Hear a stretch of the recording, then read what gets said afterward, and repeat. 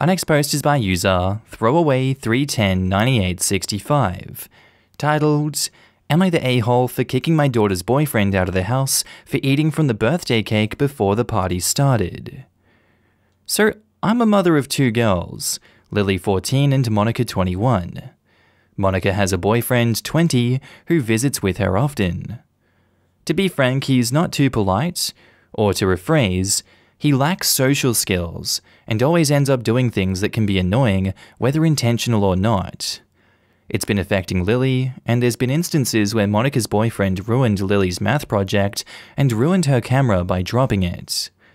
Now, because of his increasingly reckless behavior, I've set some basic rules and asked him to follow, like not touching anything that belongs to Lily. Monica didn't approve and said that I was treating her boyfriend like a child and asked me to treat him like it's his own home. But I made it clear that he comes over as a guest and should be behaving as such, not running around the house causing damage like kids do. A few days ago was Lily's birthday. My sister picked up the cake from the bakery store that was pre-ordered, and I kept it in the refrigerator till we got finished with preparations. We were upstairs while Monica's boyfriend was in the living room. I went downstairs and into the kitchen to get the cake. I opened the refrigerator and saw that someone cut and took a piece of the birthday cake. I was infuriated. I figured it was Monica's boyfriend. I went to ask him, and he said that it was him. I screamed at him, and he said he was sorry, but hungry. I told him that was my daughter's birthday cake, and I asked if there was literally nothing he could have eaten, and he says, yes, there was, but really he just wanted a piece of that cake, because he couldn't wait till the party started. I kept screaming at him that he ruined the entire party, and now Lily won't even want to blow the candles when the cake looked like that. He got defensive and said that it didn't matter if he ate it before Lily blew the candles, and that all those birthday party rules are lame, and people should just eat the frickin' cake once it arrives. He also said that it wasn't like he ate the whole thing, and I lost it, and I told him to get out of my house. He kept calling out for Monica to come downstairs and deal with me. Monica yelled at him and thought that was it. Saying what he did didn't warrant me kicking him out, but I insisted he leave immediately. She begged me to let it go, but I said not a chance. They both left after they argued with me and got my sister involved. We had to delay the celebration for 2 hours so we could get another cake. Unlike the previous one, this one wasn't customized. Monica has been angry with me for how I treated her boyfriend and kicking him out on Lily's birthday, and said that Lily wouldn't have minded, but I was disrespecting her boyfriend and looking for excuses to keep him out of the house. She also said I caused them to miss the party. She wanted me to call him and apologize, but I refused. Was I the a-hole here? Wow, he just sounds like a Karen, but in a younger man's body. And that is not attitude that you should be putting up with. It's not attitude you should accept from a young man. He needs to learn to be genuinely more respectful.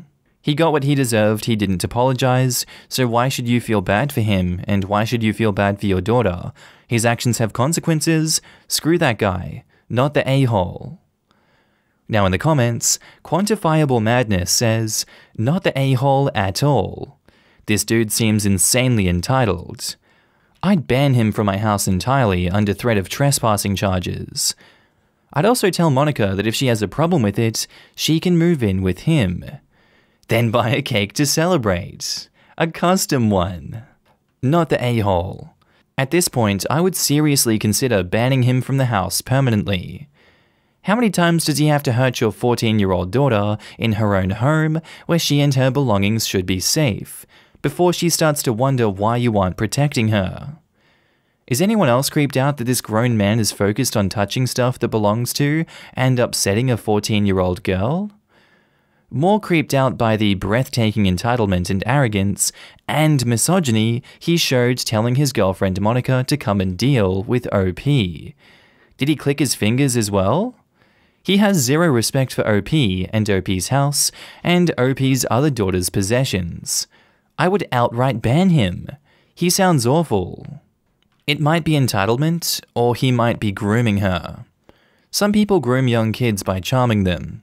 Others groom them by seeing how much they can mess with them or cross their boundaries and get away with it in front of their parents.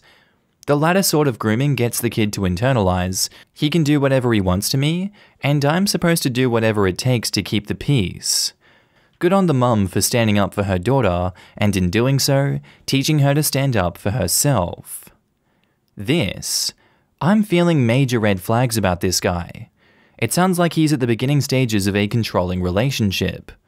OP, I would sit your daughter down and talk about what she feels is acceptable behavior from a partner, and definitely talk about her self-worth, not the a-hole. And our next post is by user HeavyArt7218, titled, "Am I the a-hole for shutting my sister out after she told our mum something I admitted to her in confidence?" So my sister, 15 female, and I, 16 female, lost our dad 8 years ago. 4 years ago, our mum remarried. Her husband came with 2 kids of his own, 11 male and 7 female, and they had a baby together, 4-month-old male. I admitted to my sister a while ago that I hadn't been on board when our mum first told us she was getting married again, and that I really only accepted for her, but not for me. I admitted I don't love them or see them the same as I see her, mum, or dad, and that I'll probably always be detached because this is not the way I would have ever chosen my family to me. But I don't want to ruin mum's happiness. I admitted this to her because my sister always suspected. She noticed differences, remembered how I would always invite her into my bed when she had nightmares versus not really doing anything like that if one of our step-siblings did. Or how I'm affectionate with her and not them or our half-brother. And how I would never really tell our mum's husband anything about me like I do mum. And how most stuff comes through her to him. She pressed and I was honest. I told her not to tell them because it didn't need to be a big deal. She promised that she wouldn't. Well, she told our mum. Pretty much everything. And then my mum decided the 3 of us, me, her, and her husband, need family therapy so they can figure out a way to get me to welcome them into my heart the way she wants me to. And now I'm stuck in family therapy with them trying to achieve a goal that I don't want to achieve. And I am so pissed off with my sister. She told me she did it so we could be one big happy family. And I told her she betrayed my trust, and she can never expect me to come to her again because I know she won't keep a promise to herself. She was upset, and now she's even more upset because I'm not the same with her anymore. The way I look at it is, she broke my trust when I wasn't going to tell her anyway, but then she pushed, and then promised to keep it, and she didn't. My mum told me that I'm being mean, and that my sister did the right thing telling her. She told me I should have been open with her so we could have done therapy together sooner, and I told her that I never wanted to go to therapy with them, and I didn't want this big deal being made out of it. She told me that regardless, I shouldn't shut my sister out, and it's hurtful and mean.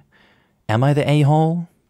No, you told this to your sister in confidence, she pushed you, and she didn't apologize for what she's done.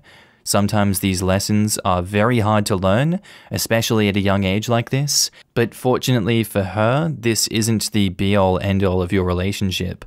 I believe these things can heal in time. This is just a very hard lesson that she has to learn, but hopefully it'll open her eyes up to what she's done by betraying your confidence like that. It's put you into family therapy, which you never wanted to be in the first place, because it's not actually a big deal. You don't have to be one big happy family. It's okay if you're not supportive of their marriage. You're not vocalizing that, you're internalizing it. And that's fine to be. You're trying not to cause drama in a family situation. I can 100% understand why you would do that, and I can understand why you'd be pissed off with her for letting that cat out of the bag when it should have just stayed in the bag happy and healthy the whole time. So yeah, not the a-hole OP. Shame on her for doing that. Now in the comments, Cake is a Die says, not the a-hole. Your mother and your sister are for trying to force something though. Take a try at therapy and see if you can find a happy spot for you, and if it doesn't work, you need to show your mother that if she didn't realize for over 4 years, it means that you're respectful to the rest of your family, and you have your preferences, and that isn't a bad thing. And OP replies, "That's basically always been my plan.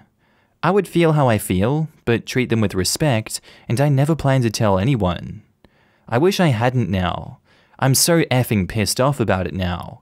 I can't even trust my own sister." Make sure you say these things in therapy too. Might as well if they're forcing you to go. Let them know that they have the basic level of respect from you, and always will. Obviously, they didn't notice for however long, so what's the difference now? And you were absolutely betrayed by your sister. Trust was broken, and now your mother can't even trust that you know your feelings better than them. Yes, the therapist needs to understand the whole picture here. How OP's confidence was betrayed, and that's what led them to therapy. Because it sure sounds like her behavior was acceptable, since mum and stepdad didn't suspect anything. So why are they there? If I were OP, I'd tell the therapist that, and maybe on the third session, just say in a monotone, "I accept them into my hearts, all good now?" But, I'm petty. AmITheA123 says, "Not the a-hole. But be honest in therapy. The therapist may be able to set your mum straight about not being able to force family feelings." This kinda happened for me. Parents forced me to go to therapy. I was semi-honest and told the therapist how frustrated I was that my parents were being super controlling and constantly invading my privacy. She basically tried to reason with them and compromise to give me some more rights, but they mostly decided that she was ridiculous and a quack. So, I mean, she tried. I'm sure it works with some parents.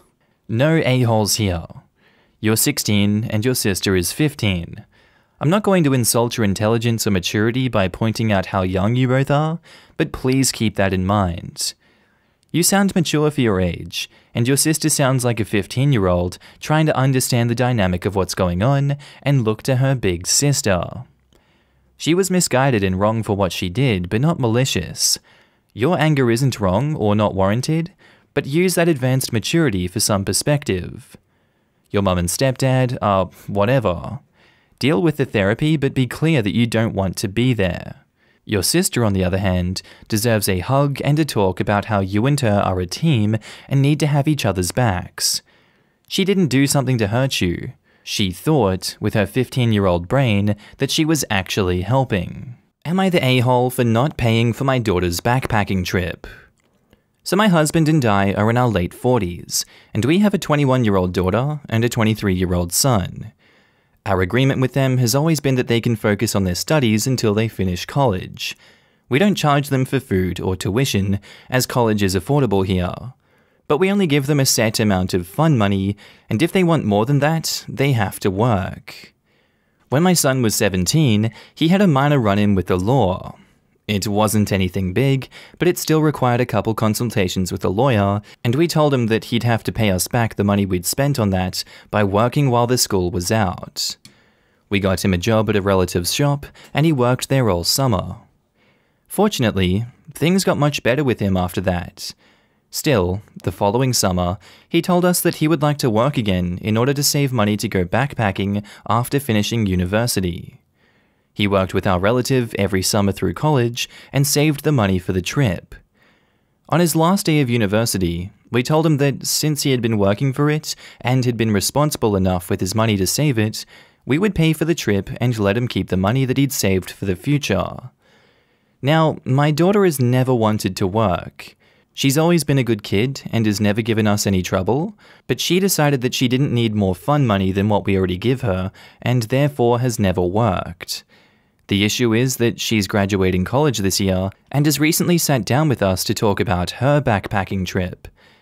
Apparently she was under the impression that, since we had paid for her brother to go backpacking, we would do the same for her. We have never told her this.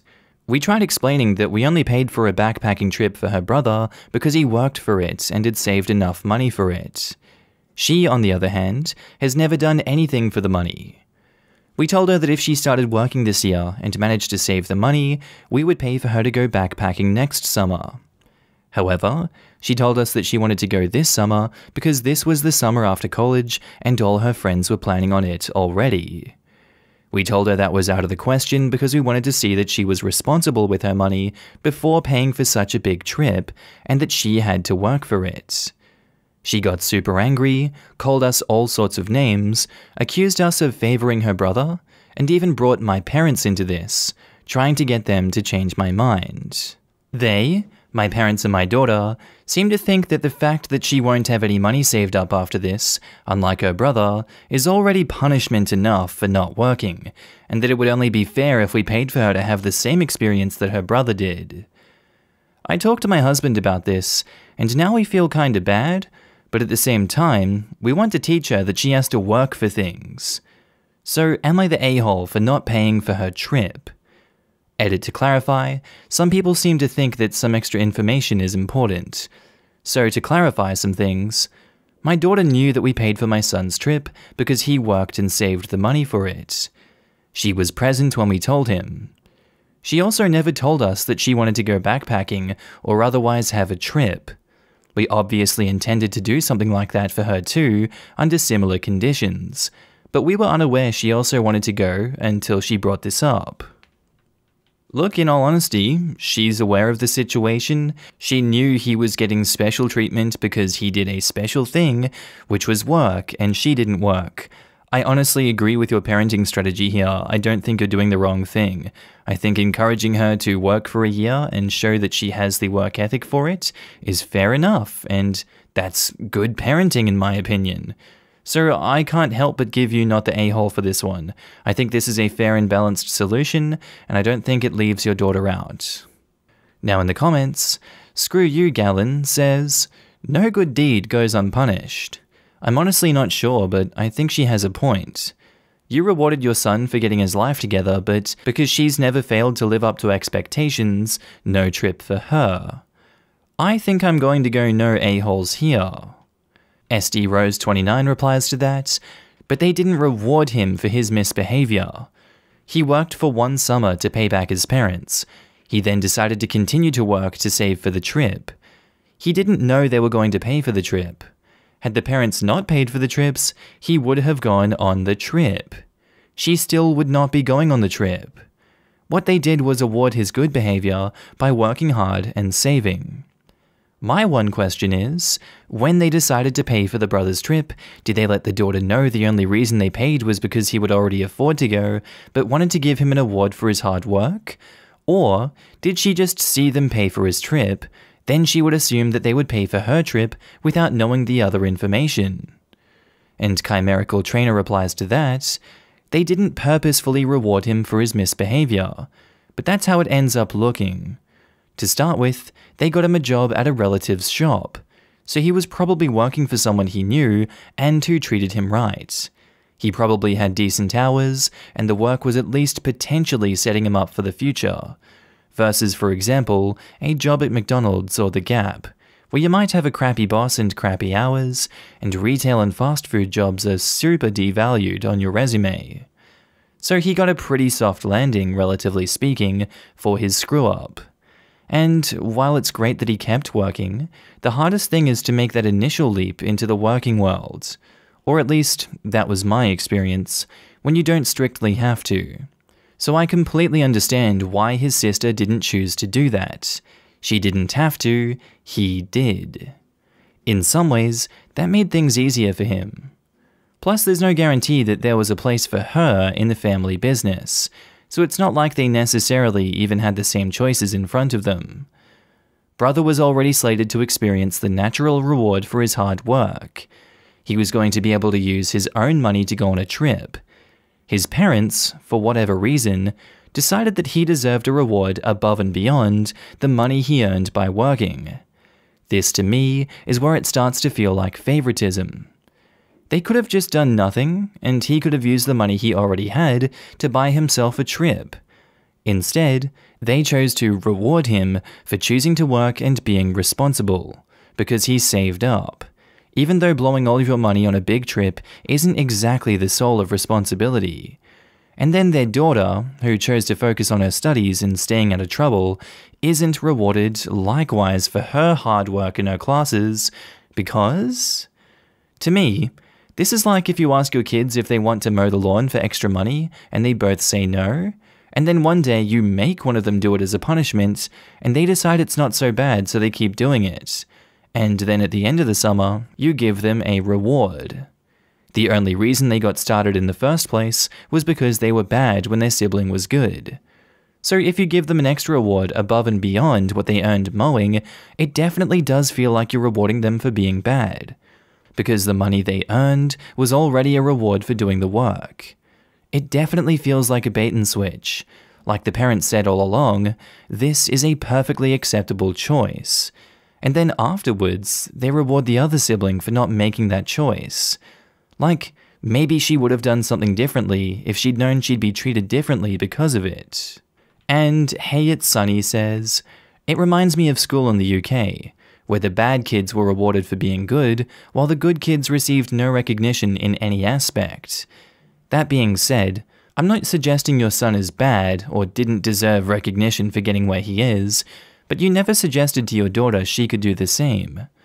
I'm going to say no a-holes here, but I understand your daughter's frustration completely. Edit. I realize you suggested she go next year, but if her friends are planning to go this year, it's still not very fair in my opinion. Our next post is by user Fruit and Boot, titled, Am I the a-hole for yelling at my neighbor after she saw me braless on my private porch? So I lived in a neighborhood that's managed all by the same hedge trimming company. We all pay into this service and have the hedges trimmed a couple times a month.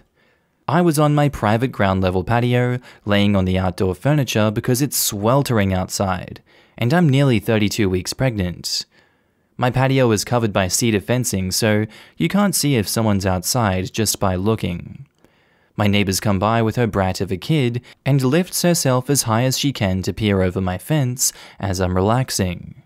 She asks me if the hedge trimmer guy had been by yet, as her house wasn't done. Now clearly, my hedges have not been trimmed yet, as they don't look like they do when they're done. I told her no, and we had a short conversation. In the meantime, her kid is tearing through my garden and complaining the whole time. Before she leaves, she tells me to please put a bra on while I'm outside of the house. Now, I'm 32 weeks pregnant, sore, annoyed, and now very angry. She came over to peer into my private patio and then gets pissed off at me for being indecent by not wearing a bra under my shirt? I was very upset, so yelled at her to leave my patio and that I don't want her to come over unannounced ever again. She was pissed off at me for my reaction in front of her child, but I feel like it was justified, as she had no right to come and tell me what I can and can't wear, especially in a private area that she barged into. I'm not a confrontational person at all, but this was the last straw. I'm tired of people telling me what I can and can't do when pregnant. My husband thinks that I just should have ignored her and not gotten so upset, but I'm just so frustrated that anyone would think it's okay to do that. Am I really an a-hole? I mean, I can understand you yelled and you lost your temper at this woman, and in the heat of the moment you're like, am I the problem? Should I have reacted that way? Should I have just let it go? And I don't think you should have. I think you reacted accordingly. She shouldn't have been as disrespectful as she should, knowing the hedges weren't trimmed. Like, this is such a stupid problem to be arguing over, and yet she comes and shames you for not having a bra under your shirt? That is just really dumb. What is her problem? So no, absolutely not the a-hole for that. What's her problem? She needs to get a grip and understand not to be rude to people. Not the a-hole OP. Now in the comments, Robo Klaus says, absolutely not the a-hole. Your neighbor comes over unannounced and you're trying to relax. You are not even topless, just braless. Your neighbor can stuff it. Not the a-hole. Not only that, but to tell you to wear a bra in the first place. It is none of her business. Free the nip. From a braless and proud lady for 6 years? If you want to wear a bra, fine. Do you. But they cause more problems than they fix, in my opinion. She could be out in her backyard stark naked, and the neighbor is still in the wrong as far as I'm concerned. This, We shouldn't even be discussing what OP was wearing in this situation because it doesn't matter. The point is, the neighbor had no business coming into OP's yard and bossing her around. She has no business telling anyone to put on a bra in any location unless she works for HR and is responsible for the dress code at work. It is just no one else's business whether or not a bra is worn. Not the a-hole. Bras are not required. Breasts are not inherently sexual. People who only see them that way need to work that crap out in therapy and leave women who don't want to wear a bra alone. This goes double, of course, when you're on your own property. Seriously, OP wouldn't even be the a-hole if she went out to the store braless. If quarantine had taught me anything, it's that bras suck. My mum was recently shocked to find out I don't wear a bra when I'm teleworking, and honestly, it's the one thing I will definitely hate returning to the office. And our next post is by user Zero Gravity Zero Respect, titled, "Am I the a-hole for no longer letting my mother-in-law watch my daughter after she kept throwing away the food I sent?" So I'm a widower, and I have a 6-year-old daughter who is a very picky eater, and got worse after her mother's passing. She loved her mother's cooking and refused to eat anything that isn't made by her mother.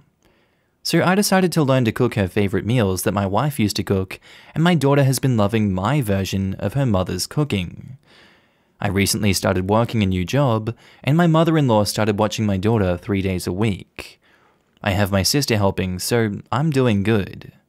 I prepare meals for my daughter to take with her to her grandparents' house, so my mother-in-law won't have to worry about what my daughter can and cannot eat. My mother-in-law complained about the meals that I send and said I needed to encourage my daughter to eat from a variety of dishes. I already explained how my daughter is when it comes to food, and that I'm already learning new dishes every week so it's not repetitive. So last week, I discovered that my daughter has been eating only snacks for days at her grandparents' house. She told me this and I was confused. I asked about the meals I send with her, and she says her grandma would take them from her hands once I leave, throw them in the trash can, and then tell her to eat the dishes she makes. My daughter refused and has only been eating snacks at that house. I was enraged and I confronted my mother-in-law, and she said that she didn't find that me sending meals with my daughter was the right thing to do, and wanted her granddaughter to eat her cooking, and was upset that she refused. She said that it's my fault her granddaughter doesn't want to eat certain foods, and that I was spoiling her rotten with this behavior. So that I mentioned to her that the meals she threw away were my wife's recipes, and that I struggle so hard to provide those meals, as well as taking time to learn to cook them. She stated that I wasn't doing a good job parenting and needed to get a grip because she's feeling concerned about how spoiled my daughter is being because of me. I eventually told her I won't let her watch my daughter from now on, and I decided to ask my sister for help. My father and sister-in-law kept calling me cruel for not letting them see their granddaughter, and my father-in-law said that I overreacted, and then he promised to convince his wife to let my daughter eat what she wants as long as she visits. But I refuse to discuss it because right now I really don't take what they say at face value. OP has offered the following explanation for why they think they might be the a-hole. I could be the a-hole for no longer bringing my daughter over to her grandparents' house, and I think that it was an overreaction. Look, fair enough if you think it was an overreaction, you're the one in this situation and having to deal with the consequences, that is absolutely understandable, but from an outsider's perspective, morally I put you in the right here. You're just trying to do right by your daughter, you're trying to keep your daughter fed, you're trying to, bridge that gap between her eating and being comfortable and her trying new foods and getting a variety into her life. I don't think these in-laws are completely copying onto the fact that this kid is still dealing with grief. This kid is still traumatized by the loss of their mother. This is going to take a while for them to fix this. And by trying to force her into eating foods that she doesn't want to eat, it's just going to make the problems worse. I can't believe that human beings are this devoid of empathy and understanding of traumas. That it just baffles me. It genuinely does baffle me, and I'm so sad that it exists. And that this guilt and whatever they're doing to OP is being passed on to them, and they're having to second guess themselves. That's just a shitty situation all in all. Look, OP, I'm sorry that you're dealing with a situation like this, and I do hope you all the best. I think, personally, my opinion is that you keep her away from them for a bit until they learn their place, and they understand that they're no longer to be continuing these attitudes, or they're going to lose connection with her indefinitely, and you should be serious about that. So yeah, not the a-hole. Now in the comments, Altera9 says, not the a-hole. You don't fix picky eating by letting a child go hungry. Yup, that's how you get some seriously disordered eating and control issues. I used to sit at the dinner table for hours refusing to eat or throw up if I was forced. Yes, one forced dinner feeding with corn casserole 50 years ago, and I still get nauseated when I think about it. I think that's part of why I have an issue with some textures to this day. Oh, and not the a-hole. Not the a-hole. I'm so confused why she would throw perfectly good meals away, especially that they also have sentimental value for your daughter too. It's very nice of you that you actually put time and effort to learn these recipes from your late wife. I'm also baffled that they're okay with letting the kid eat snacks, but not actual meals. They're the ones doing a bad job, not you.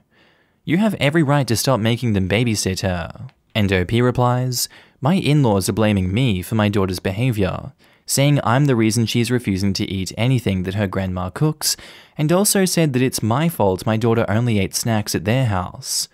Although they keep giving her the snacks, but they say they couldn't let her be hungry, which she shouldn't because I already send meals with her to eat and to spare my in-laws the trouble.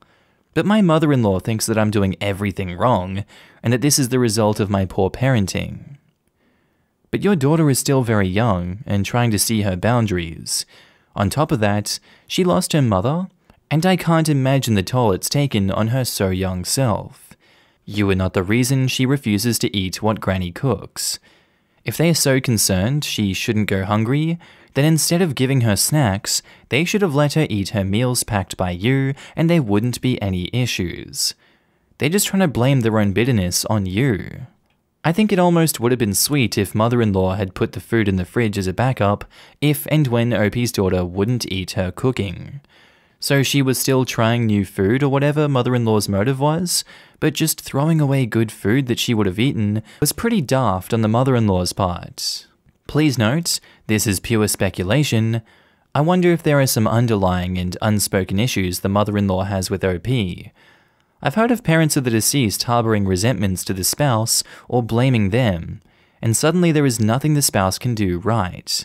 They become very, my way is the only right way, and if you disagree, you're out of line and a horrible person. Again, this is pure speculation. I'm so glad someone else said this because usually I hate it when people go to extremes, but I'm getting serious desire to prove incompetent parenting vibes from grandma. And mother-in-law did lose her daughter. She must be working through some grief too, but that's not an excuse to starve your grandchild. I think a person who's willing to harm their grandchild to upset their child's spouse shouldn't be around the grandchild without express permission from said grandchild, every single time. Am I the a-hole for telling someone that their own choices are what make them miserable? So recently, I, 26 female, went out with 3 older ladies. They all began complaining over mimosas about how much the Rona has caused them to gain weight. They don't like their bodies anymore. This led to everyone feels this way talks, and I chimed in that that wasn't true. I haven't gained weight and I'm not miserable. They then started talking about how they don't know how I did it, staying in shape, and then started talking about how they just fell into laying around the couch all day drinking and ordering food. Now, I know that body types are different.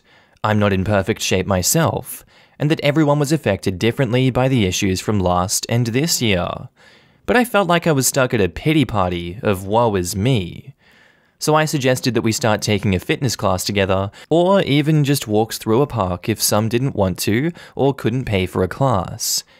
This was met with excuses about not having time, etc., and then back to complaining. So I told them, hey, if you guys want to complain, that's fine. I'm not into that, so I'm going to leave. Cue complaints about how judgmental I was being, and comments about how I must not have anything to complain about. Here is where I think I might be the a-hole. I replied that of course I have things to complain about, but rather than feeding into my own issues, I'm working to make things better.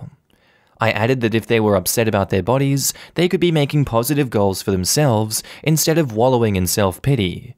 And I would love to help them with some positive goals, but I wasn't going to sit and listen to all the negatives that I disagreed with. To be honest, it hurts me to hear my friends talk about themselves this way, and it feeds into a mindset, even in myself, that I disapprove of. They felt I was being judgmental, and I disagree. I removed myself from what I felt was a toxic environment. I offered an alternative that honestly sounds like fun to me, and I felt they kept harping on about their body image issues. Had they changed the subject, I would have dropped it. Also, for clarity, positive change can be exercise, but isn't limited to that. Their comments were mostly about weight and diet. Seeking a therapist, joining a support group, changing diet, heck, even getting 15 minutes of sunshine a day would probably help most people have a better outlook. I know that you're trying to do something good, but really, you're out to mimosas with the girls. It's not uncommon that people commiserate together. I feel like that's a normal part of human relationships. Now, sometimes that commiserating does end up in the lobsters in a bucket and we keep pulling each other down. That absolutely happens. I'm not promoting that one. But sometimes there is just nothing better than finding another person struggling with the same plight and just washing it down over brunch or something, right? When you're too far up your own asshole trying to sniff out the positive vibes, it's actually called toxic positivity, OP. So your desire to only embrace the good in life makes others feel less than. The antidote to negativity is genuine human connection. There has been a situation like this come up not too long ago, and I kind of felt bad reading something because this feels like a copy-paste of it. But really, I don't think you pushing your agenda in this situation, which is what it would be read as, even though that's probably not your intention. I'm picking up that it wasn't welcome, you're picking up that it wasn't welcome, so you removed yourself from the situation. They didn't attack you or anything, they didn't actually do anything against you here, they just didn't want to go work out with you and eat healthier. That's all well and good, they're free to do whatever they want. You're the one that caused a fuss here, so I'm gonna say you're the a-hole. Now in the comments, Jeepers Creepers 74 says, you're the a-hole.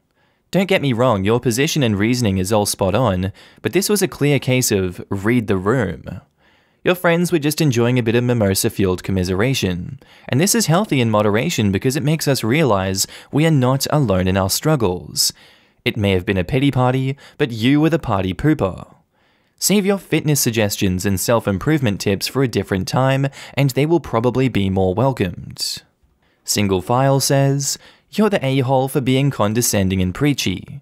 No one needs you to save them from themselves, and you deciding to leave because they won't change the subject to something you want to talk about is very self-centered. Do you usually make other people's problems about yourself? And ZeusMum1031 says, you're the a-hole and you know it. Of course I have things to complain about, but rather than those are a holier-than-thou start of judgment forthcoming strand of words. Yep, OP should look up the definition of toxic positivity before she pops out about how toxic her friend group supposedly is. Insisting that everyone share her rainbows and unicorns approach to life in the midst of a global pandemic feels equally toxic, particularly if the audience in question struggles with depression and/or anxiety. Like, it's great if that is what works for you, OP, but other people cope through venting, sharing common struggles, and being kind to themselves by acknowledging their limitations and not setting impossible expectations to meet. You seem to think your coping skills are inherently superior and equally applicable to all people and situations when they just aren't. Our next post is by user DullDepartment9358, titled, Am I the a-hole for not letting my daughter go on vacation with my son and his wife? So last year, my son, 33 male, lost his daughter, 13 female. I, 55 female, don't want to post details, but it was a very traumatic, surprising event, and we're all still struggling to cope with it, particularly my son, his wife, and their son, 3 male. I also have a daughter who we'll call H to avoid confusion. She's around my granddaughter's age, about a year younger, so she's 13 now and will be 14 in a few months. Before my granddaughter passed away, she was very involved with her little brother, and she used to spend a lot of time with him because both my son and his wife worked from home. Childcare has been incredibly hard for them since their son was acting out with babysitters, and they were struggling to keep an eye on him themselves while they both worked. A few months ago, my son approached and asked if H was interested in babysitting since my grandson knows her and they get along well. H had been looking for a way to make extra money, so she started going over there after school a couple days a week and spending Saturdays at their house. She's become extremely close to them lately and is now going over there most days during the week. She even gave my daughter-in-law a Mother's Day card since it was her first Mother's Day without her daughter. I'm starting to get concerned that H is spending too much time over there and working too hard. She's never been very socially active, but this year especially, she hasn't been making time for her friends or social activities, and she never seems to do anything for herself. I was hoping that H would get a break this summer since my brother and his family were planning to get away and go stay at my brother's cabin for a few months. However, last week, my son asked me if I'd let H go with them. He said he thought that she'd enjoy it, and he wanted to do her a favor after she'd helped them out so much. H overheard and was super excited, but after some consideration, I said that I'd appreciated his offer, but I thought it would be better for H to spend some time at home this summer. He seemed pretty upset, but he said okay. This week, H only went over there twice, and she's been complaining and begging me to change my mind about the vacation. She said I really hurt my son's feelings, and she'll miss spending time with them if they leave for 3 months. I think H is feeling a lot of pressure because they're still grieving over their daughter, and I want her to have some time away from them to be her own person. Am I the a-hole? OP has offered the following explanation for why they think they might be the a-hole. My son and daughter-in-law are still grieving over their daughter, and I don't want to cause them extra stress. Look, you're obviously very experienced in this lifetime. You know your daughter better than us. It's obvious that these people are still coping with the loss of their daughter, with that sudden and tragic event that must be goddamn hard to process and deal with. But yeah, you're seeing the effects it's having on your daughter socially and how she's withdrawing a lot and she's not having time to herself. That's not particularly parentification there because she is being paid to babysit. And it is somewhat of a symbiotic relationship where she's getting a lot out of it and so are they. So I don't see anything particularly wrong with that, but it does seem to be getting to a point where it's like, when is this going to end? This seems like a lot. And I imagine if your daughter was friends with your granddaughter, which you're saying that she had a great relationship with your grandson, so I find it hard to believe she didn't, she may be doing this as a coping mechanism also, and it feels like this is starting to breach into unhealthy territory, where I as a parent would be like, okay, you're gonna take some time off, your identity isn't completely babysitting this child, and, hanging out with them all the time. You need to be your own person, go hang out with your own friends. The more I read this, the more concerned I became, so I feel for you there, OP. I'm gonna go with not the a-hole on this one. I think you're making the right call here. Now in the comments, equivalent Collar 59 says, no a-holes here. I do think that some space would do them good though, because you don't want to risk them using your daughter to fill the hole that your granddaughter left. In no way am I saying they would do this intentionally. Sometimes you have to be the bad guy to do what's best for your child. No a-holes here. Your son and his family are probably taking great comfort from having your daughter around, and probably also appreciate the help with their son. You are concerned that your daughter isn't growing socially as a result of this situation, so you've made a solid parental decision to give her a break. Your son and his wife need to figure out how to be a family with their son, without a teen girl present, as sad as that is for everyone. It's okay that your daughter is upset by your decision. It's okay that your son is upset about it too. It's okay that you maybe feel guilty for setting a boundary, but no one here is the a-hole. Info. Is the concern here that you think they're not grieving in a healthy way? That H has become a surrogate? What do you mean she's working too hard? Is it possible for her to go for a short duration, like a week? What were your plans for her summer? Just hang out at home and around the neighborhood? And OP replies, a little bit of both. I'm afraid the whole situation is putting too much pressure on her since she was friendly with my granddaughter and knows how much she meant to them. I think she might be trying to fill in for her. I just want her to have some time off this summer and be able to try some new things on her own. It wouldn't be very practical for her to only spend a week there. My brother's cabin is only about a 2-day drive from where we live, and I can't afford a plane ticket right now. My son would probably pay for her to come, but I don't want him to waste his money on a short trip, and I also don't want her to be traveling alone. So you're absolutely correct. This level of enmeshment will be detrimental to your daughter and grandson.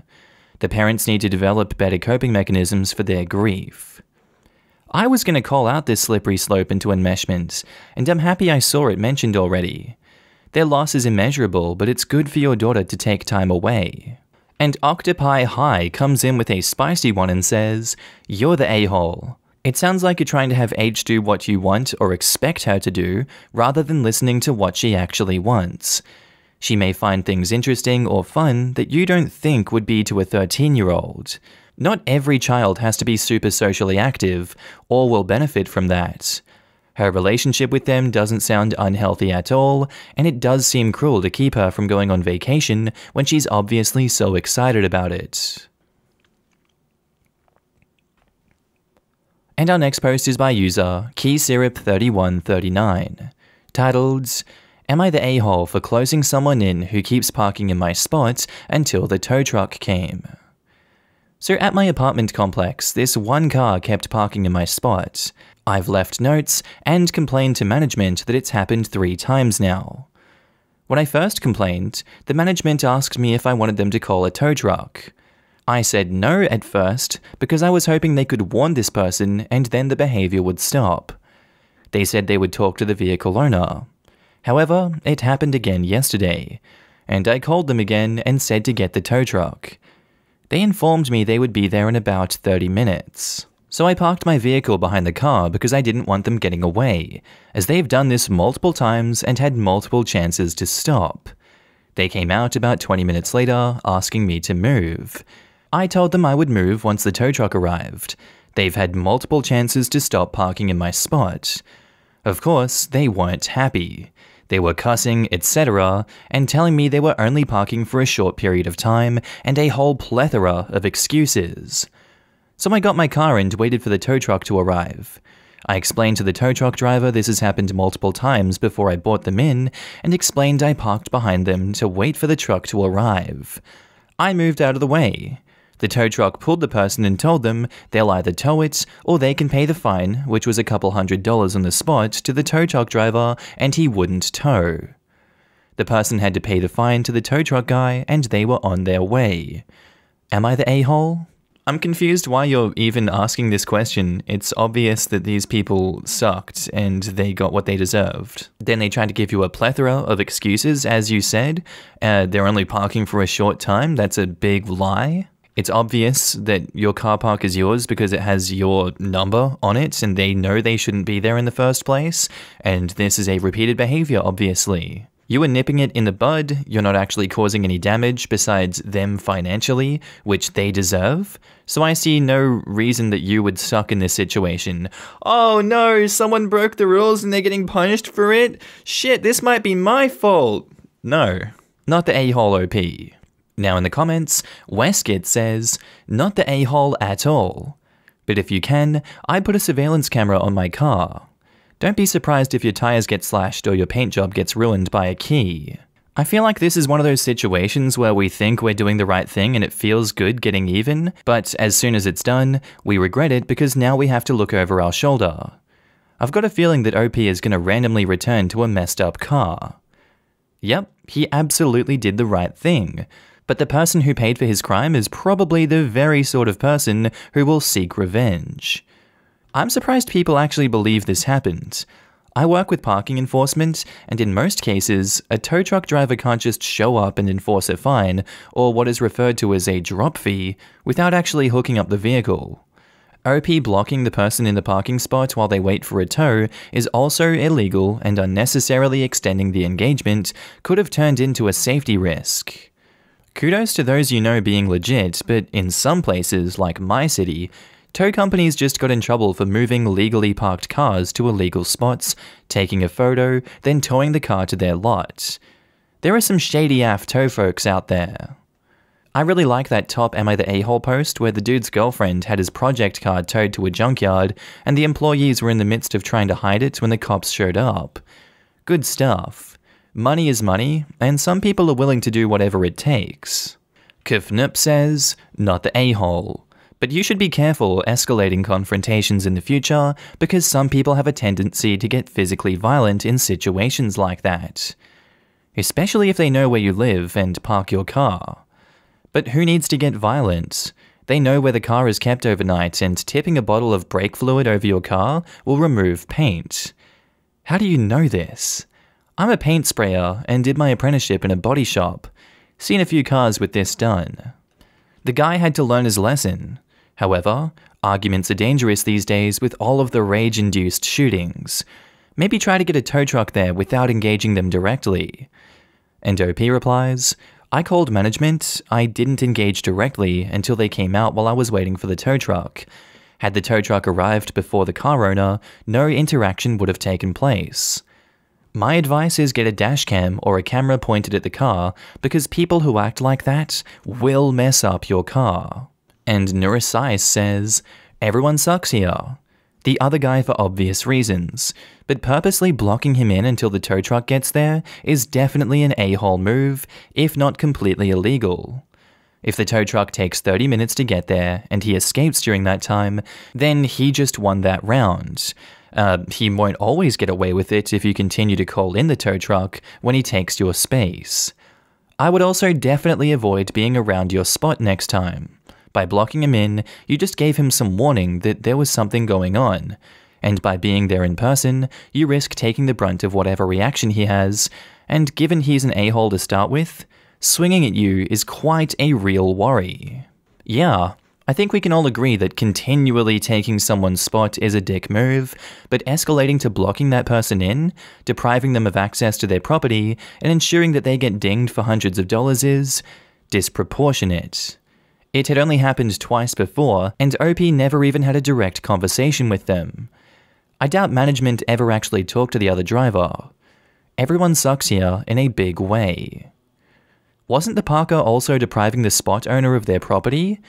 Parking spaces usually cost money and aren't cheap.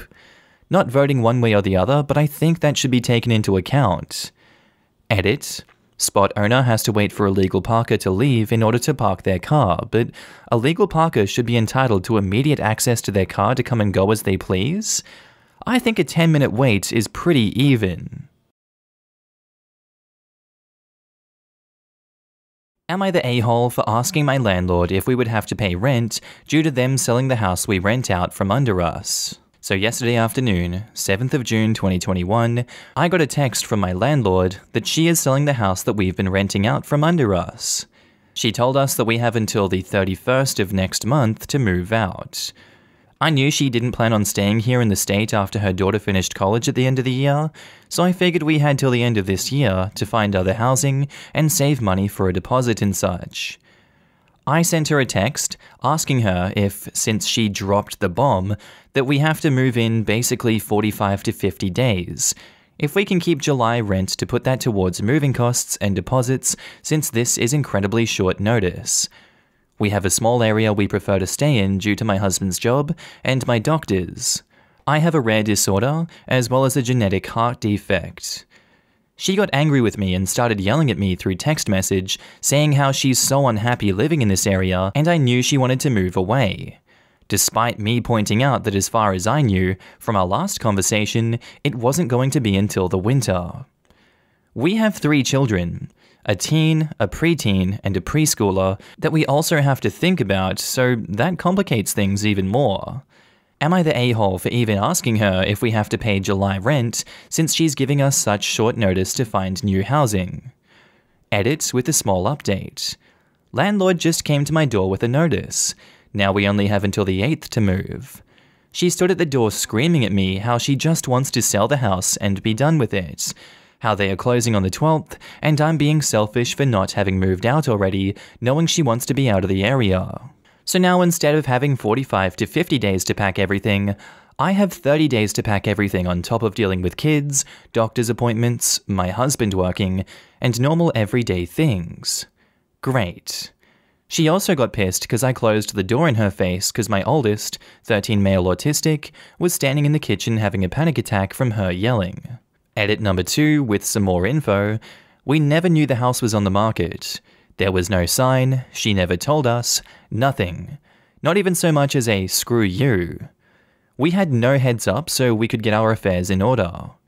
I wasn't assuming she would say yes. I was simply trying to figure out what finances needed to go where so we could figure out bills, which I usually start doing between the 10th and the 15th for the following month. Luckily, I did look at a place I used to live today and put in an application. It's in our price range, however, I don't know if they're going to have a unit the size we need in time for us to move. One of my friends just said that if we needed, we can stay with her until we find a unit in our price range. Thank God. I'm gonna go with no a-holes here for this one because I understand where you're coming from, and I also understand where she's coming from. Yeah, she's doing you dirty in this situation, but if you're given 30 days notice, that is ample amount of time, and you also have backup plans with your friends that are going to allow you to stay with them. Obviously, it really sucks, and it's like, yeah, no, she's screwing me over, she's not giving me more time, she just dropped this on me and I need more time. The unfortunate fact of life is that life isn't fair, and these things happen more often than you'd like them to. It really sucks because you seem to be in a situation where this is a huge detriment to your life, and I feel you. I really feel you there. She should have given you way more notice than this, and she didn't. She's an a-hole for that in my opinion, but I'm not going to say that she sucks for, like, this situation. She has given you plenty of time, even if it's a dick move. And I don't think you're an a-hole for your actions in this either. Slamming the door in her face was a bit rude, but we all get frustrated sometimes. It does happen. I feel like maybe that was a little bit over the line. No a-holes here though. Now in the comments, Shaking Cliches says, Info, when is your lease up? And OP replies, month to month. This was never meant to be long term, but due to the lack of rentals available right now, finding a place has been far more difficult than we anticipated. Then she's within her right. Situation sucks, but no a-holes here. And I mean, you aren't an a-hole for asking to not pay July, but she also isn't an a-hole for expecting rent. I wish you good luck finding a place. Not sure about your area, but my area, houses are selling for 50 to 100 grand over asking price and without people even seeing them. The rental market is slamming too. I thought about this as well. If the seller's market is hot, that certainly maybe is the reason why she's getting out of Dodge right now. I mean, landlord probably has a mortgage as well. If that's the case, it means that landlord would be losing money by giving the tenant a free month's rent. It is kind of ridiculous for OP to ask. They have a contractual agreement that OP will pay monthly. For OP to ask not to have to pay is kind of asshole-ish. Maybe not the act of asking, it never hurts to ask, but the fact that OP is acting like they're entitled to a free month's rent, I am sure OP had this tone when requesting the free month as well. No Werewolf 7765 says, you're the a-hole. On what planet would you not pay rent for a full month of your lease unless it's specifically stated in your lease? You have said that you're month to month. She's given you a month's notice. All you are entitled to get, and you got that because you tried to scam a free month in her home. That isn't how renting works. In a planet where you have a deposit or paid last month's rent. All she did was ask, and the landlord went on a tirade. Sounds crazy, and I wouldn't trust her to give me my deposit back if that's her type. Especially when she's moving out of state and sold the house quietly and sneakily. But the deposit is for any damage done to the house during the renter's occupancy that is to be assessed during final inspection, and last month's rent is for last month. She needs to pay for every night she spends at the house. Duh. And Grandma Forever 3 says, you're the a-hole. When your landlord did not give you a new lease that last November, that was the message that you were only 30 days from eviction. You have had 7 months to squirrel money away for that known eventuality. Your landlord did not sell the house from under you. It is her property to do with as she wishes, as long as you have 30 days notice, which she gave you. On what planet would you be entitled to live rent-free for a month because you did not do your part to get your ducks in a row? Exactly. It was clear from the landlord refusing to do another year that OP's family had less than a year to move out.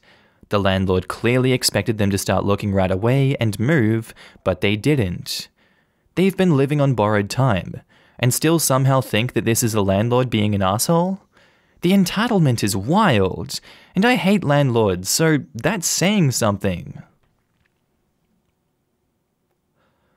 Our next post is by user Diogenes08, titled, Am I the a-hole for not caring that my wife went into my brother's, late 20s, room to get some dishes? So I, my wife, and children live in a 4-bedroom townhouse, and last year my brother and his 2 cats moved in. Overall, things have been great.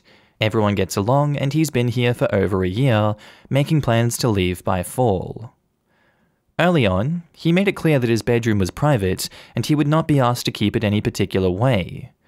I agreed because this is proper decency. However, he does not clean his litter box, and his cats have urinated all over 2 of our couches that are in his room, ruining them, as well as around a large wooden shelf that we have, which is soaked and rotted. Ew, God, Jesus. The box is often so full that he has to ask for help dumping it because it's too heavy. The cats do have another litter box for our cat, which we keep clean, but when he sleeps, he closes the door with them in there. The smell goes all the way up into our front hallway, greeting anyone we have over, including his own friends. My wife has been very vocal with me about talking to him about it. I have been hesitant to do so. There are literally 13 plus of cups around his room, on tables, shelves, that sit there for weeks, with food, drink, and ashes in them. Cups that my kids use, cups that he bought us as a wedding gift, etc. Every time he goes into it, we mention that we're missing a bunch of dishes. Maybe he could see if he has any. He never brings any out. We don't expect him to help out with a single other thing. He pays his portion of the rent, we make supper portions to include him, and he otherwise goes about his life separate from ours. His bedroom is in the basement, 2 rooms, one a laundry room and the other is his room, which is where the stairs are. He has his bed around the corner behind the stairs and cannot directly be seen when going down them, just out of sight when coming back out of the laundry room. The rest of the room, i.e. tables and shelves, are in the open when coming out of the laundry room, and you simply can't not see them all covered in cups, filled with old drinks, ashes, many there for weeks and months. For the past several weeks, we suggested that we take the couches out to the garbage bin that we have available, for which he has not had the time to help. Today, my wife got fed up and took out 13 cups from one shelf alone while he was out. Knowing he would be angered, I messaged, saying that while I respect his privacy, he was very much abusing that and should really clean his dishes and litter. He read this upon return and immediately stormed out, messaged that he would be back to get his cats and that we would never see him after that. He started walking to a city over half an hour away in the rain while trying to get a ride, messaging me about privacy and that I should communicate more. I respect his privacy, I fully respect not telling an adult to clean their room, and I love my brother, but I feel like he abused that respect, and is currently being dramatic rather than just bringing dishes to the kitchen. So Reddit, am I the a-hole? If he has that much of a hissy fit over you cleaning his room for him when obviously he's smelling up the house, I think it's better off that you don't live with him.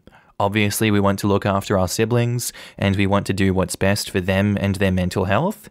And, on top of that, the safety of those cats. Oh my god, if he's like walking the streets with those cats out there while it's raining, I just feel so bad for those cats.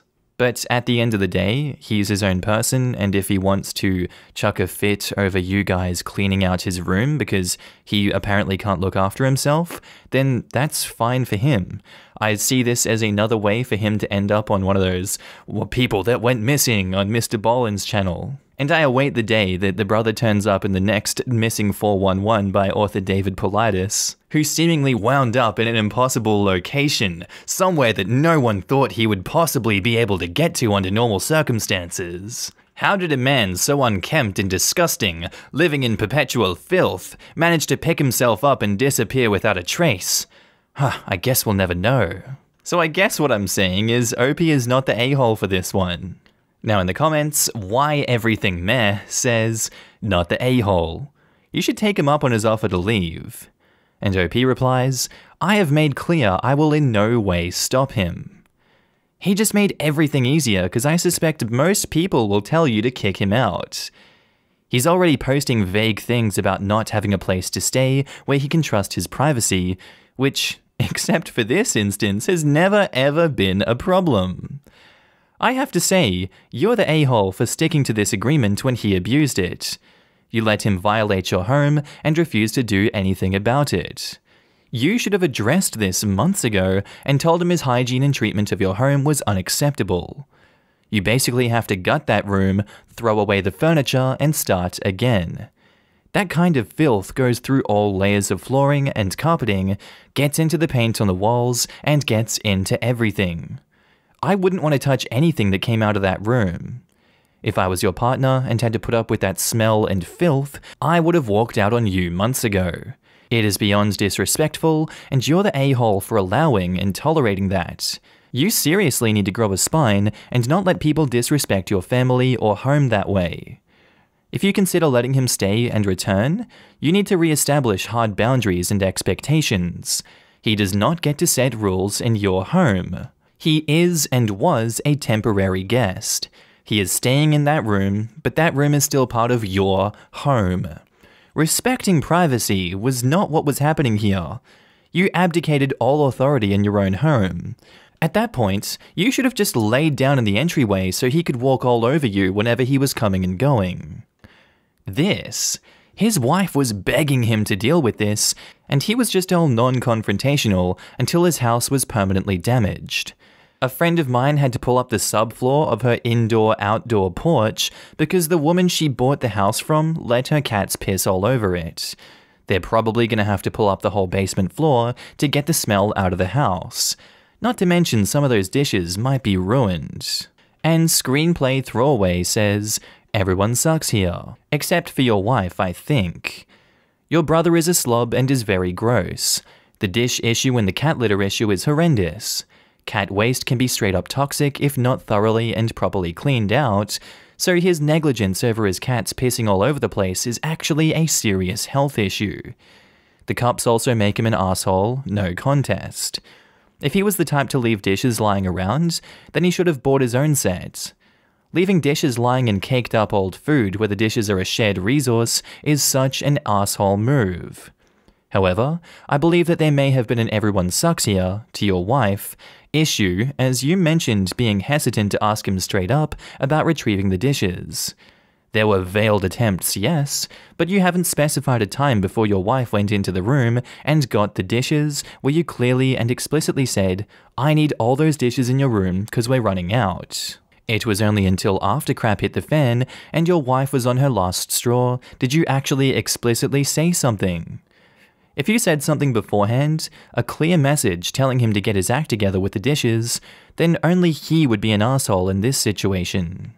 Look, I'm going to keep my judgment in that first one there because I was clearly wrong and misguided by what I thought this story would be. I accept that. I'm actually going to change my judgment to this one for you're the asshole because he disrespected his wife doing this. Yes, the brother sucks, but ultimately the onus is on OP for disrespecting his wife and his own household and himself, and not getting rid of this guy sooner. Apologies if my verdict pissed anyone off there. Anyway, our next post is by user Yes You Are Alone, titled, Am I the a-hole for causing drama and stopping talking to my friends because they didn't accommodate my food requirements? I saw a post about someone who didn't want to accommodate her sister's food requirements, and it reminded me of something that happened, except I was the one with food requirements. I want to know if I was the a-hole. So I developed an intolerance to raw onions and shallots, or shallots. Those are high FODMAPs food. Symptoms are stomach pain, gas, cramps, bloating, and finally, diarrhea. It's not a severe allergy, but when I eat them, I'm in pain. So I avoid them the best I can. You can guess that it is hard because those ingredients are everywhere. Anyways, on to the story. I had this group of 7 friends for 2 years. I'm close to 3 of them, I've known the other for 2 years. Each time we had dinner, I would remind them of my intolerance because I know it's uncommon. I never had a problem because we would just cook one meal for the group. One Friday, we decided to have a potluck dinner. The night before, we met and we were discussing what we were going to bring. I reminded them once again, and one of my friends said, "You can just pick them out." I thought he was kidding. So on Friday, I brought a macaroni salad, and I put green onions in it because I figured they liked that and could eat it in my salad. My error. I arrived for dinner, and to my surprise, they had put red and green onions in all of their dishes. They said they forgot and I could just pick them out. I normally pick them out when they're not finely diced, but they made salsa, guacamole, etc. And it's really annoying to spend the evening digging through my food. They told me that it wasn't a severe allergy and that I wouldn't die. The only thing I could eat was an artichoke dip, but I never had it before, and they're also high in FODMAPs, and I didn't want to take a risk. So I stayed quiet the whole meal because I was mad. When I'm mad, I want to cry. And I left as soon as everyone was done, and I told them that next time, if they didn't want to accommodate me, they shouldn't invite me. The next day I got over it, and we all had a volleyball tournament and everything went well. However, on Monday, they told me I had caused a lot of drama, and one of the girls, I wasn't close to her, said she would not invite me to her apartment anymore. They laughed at me and downplayed the situation because I was mad because of onions.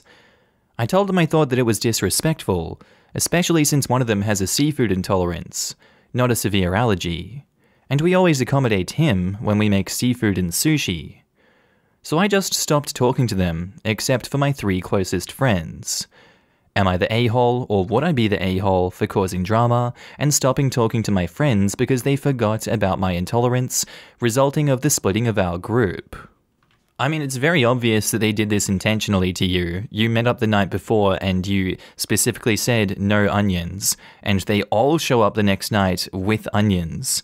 If only one of them had come up with onions, that probably was permissible, but all of them did it. This seems like a malicious act, and it kind of seems like to me they're trying to get rid of you, even if they don't want to say it. That seems like what is going on here. That's a dick move, and I know that's a big conclusion to jump to, but it's not entirely out of reason given their freaking actions afterwards, is it? They've done this to you, and then they told you to suck it up because it's not that bad. No, screw them. You don't need those friends in your life. You're better off without them, and your mental health would be better off without them too. Same as your stomach health. Lots of healthy things not having these people in your life. Not the a-hole OP. Now in the comments, Glaxonflux says, "They didn't forget. How is it possible that everyone brings a dish that includes the thing you can't eat that you reminded them about repeatedly? They're just jerks who very possibly planned this. You need better friends, not the a-hole." This right here. They knew exactly what you couldn't eat. No kidding. Onions are a very common ingredient, but you have to work to include it in every single item but one. Not the a-hole. You deserve better friends than that. You shouldn't have had to ask them multiple times to accommodate, only to get laughter and a complete disregard for your health. Rebecca Dawkins says, "Not the a-hole. You're better off getting a new group of friends. I have a friend who's intolerant to garlic due to medications. I invite her over to my house, and nothing has garlic in it that I cook for her." And OP replies, "Thank you for being a considerate friend. I hope I won't become garlic intolerant too. One of my worst fears because it's so good." And ZeusMum1031 replies, "Everyone sucks here." First of all, they did it on purpose. Why do you think they did that? Because in all likelihood, you made your issue the center of attention of every food get-together, and they got fed up, which sucks. Out of 7 people bringing food, would they all typically bring things with onions? No? Not until the last dinner. You were responsible for your dietary needs, and you even brought a dish with onions. It's not really fair to expect out of 7 dishes that not a single one will have onions to meet your needs. The party then becomes centered around you, and that's how your group felt. If you're all discussing the menu before, recognize that, wow, that probably has onions, and I'll need to bring something to cover myself if that's what I want. There also should typically be several foods that you can eat. You don't need to be able to eat every single one that is presented. And OP replies, "Thanks for your insight. Like I said, I've never had a problem before, and I was never made aware that my issue was a problem to them.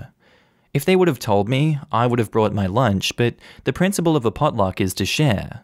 Plus, we always accommodated my other friends with a seafood intolerance." Calling All Waves replies to that, "I don't know that you're an a-hole, but I don't understand your choices. Yeah, it's nice to bring food other people want to a potluck, but if you have any special dietary needs, you're a fool to not bring a dish that you can eat too. I'm a vegetarian, and this has saved me multiple times when the cheesy potatoes were made with cream of chicken or there's bacon in the salad." And Nefariousness Glum 424 says, "You're the a-hole. You yourself even brought a dish with onion in it to the potluck. Why wouldn't you just bring something that you know you can eat, and other people can also have to share as well? If you brought something that you could eat, you'd have been able to eat. You're not wrong to be a bit upset that none of your friends made the effort to make something you could eat, but it's absolutely ridiculous behavior that your dish was also not suitable for your diet." Am I the a-hole for using my special needs privileges? So about a year ago, my university added psychological problems to the special needs students' requests. I have been diagnosed with severe anxiety and clinical depression, so I decided to apply to the program. The program is strictly enforced, and they requested my diagnosis, the date, and the doctor. Then they contacted my doctor. Well, I got in. I have around 1.5x time in exams, able to record the lectures, and I can get help from the program when I need. Some absences allowed, etc. One of my friends learnt about my special needs status, and then confronted me. They told me that since I was stable and functioning, I shouldn't be using the program, and it was probably taking away from someone who needed it more. It's true that I've been in therapy for a while and have been taking medication. My panic attacks are less frequent and less damaging. She called me an asshole for taking part in a program that clearly isn't for me. Some of my friends told me they agree with her, and they had been thinking this for a while. I am truly conflicted. On one hand, I truly benefited from the program, but on the other hand, maybe they're right, and I'm using this selfishly. So Reddit, am I the a-hole? I don't get how a program that is there to help you, and I would assume is open to anyone that falls under that category and doesn't have a limit to people going in there, would make you an asshole in this instance. You obviously need the extra help, you obviously need the extra time. It's not hurting anyone, it's just bruising their ego for some reason. I can't quite explain why they're angry because it doesn't make any sense to me. So because of that, I'm gonna go with not the a-hole. This seems like entirely their problem, and they should just suck it up and deal with it. Now in the comments, Dishpile says, not the a-hole. Did it ever occur to your friend that the fact that you are stable and functioning and flourishing right now might be a direct result of getting those accommodations? You are not being selfish by taking care of yourself. Don't feel guilty for using privileges that were created to help you out. Also, things like extra time in exams and extra office hours? Absolutely not limited resources. You getting those things isn't stealing them from someone else. I have this super vague memory of an American reporter claiming that Finland was cheating when it reported having one of the lowest depression rates in the world because they also had a higher percentage of people on antidepressants than average. Same energy, OP. Not cheating. Why is this one of the most American things I've ever heard? I'm American, by the way. I swear to God, this country's motto should be, "Suck it up, buttercup." We are horrible to our own people and ourselves. Crab bucket mentality all around. Most people are sold on the idea of, I suffered, so you should have to suffer too. Ditozy says, not the a-hole. If you didn't need the program, you would not be in the program. Tell your friend to go get screwed. And seeing as how this program allows you extra time for tests and being able to record lectures, is there really a limit to how many people it can be in it? It's not like the program is supplying financial aid, and the money's gonna run out, and there's this person taking funds from someone else. I don't see how this person is taking anything from anyone. RevScale27 says, not the a-hole. Do not let someone else's self-entitled non-medical degree-having ass take away something that is beneficial to you. I'm so over people seeing someone who has their medical needs under control, sometimes for now because it will spiral, being pissy. How do they not know that you're able to maintain your mental health because you are utilizing those services? Keep using them, stay healthy, and find new friends. This right here. A doctor has diagnosed you, and your uni has checked with your doctor. These assholes are not your friends if they say stuff like this to you. And now on to the update. First of all, thank you guys for the encouragement to use my special needs status and confronting my friend about her reaction. I admit I used some of your words when talking to her to better explain myself. We talked, and at first it seemed like she was sympathetic to my situation. But after a while, she told me that I was exaggerating, and she specifically told me that I deal with my depression and anxiety. I don't need the program. She expressed that she feels as though this was encouraging me to be lazy, and while she understood there wasn't a limit to students in the program, she told me that I was being unfair to those with learning disabilities by getting the same accommodations. I tried to explain my accommodations, my need to get more time because of a panic attack I had during a proctored Zoom exam, but she kind of flared up and shouted that it wasn't fair to her, that she was not getting the same treatment. She felt like the university was playing favorites. So I decided to remove myself from the situation, and I told her that I was rethinking our friendship, not to contact me for now. So there it is. Not a happy update, but I at least got to explain myself. I'm also contemplating whether I should send this post to her for her to see other people's reactions, but I'm not sure. Thank you guys again. You guys really helped with my confidence in this situation. And edit, just needed to add as an edit. There were a few people who just never knew psychological problems can be seen as a disability needing accommodations. If you guys need information regarding the procedure of universities or the criteria, I would love to help each and every one of you. I know how hard it is to deal with this on your own. My wish is for these problems to be seen as normal as other disabilities, without prejudice. The process isn't easy, but it is rewarding. The universities usually don't talk about these accommodations, so just ask. Ask your counselors and anyone else in the departments.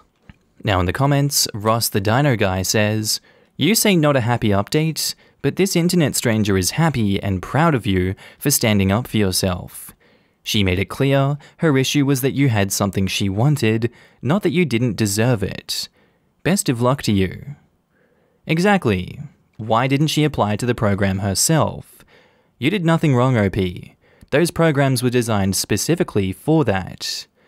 Good grief, not to mention, whether OP qualifies or not is not up to her.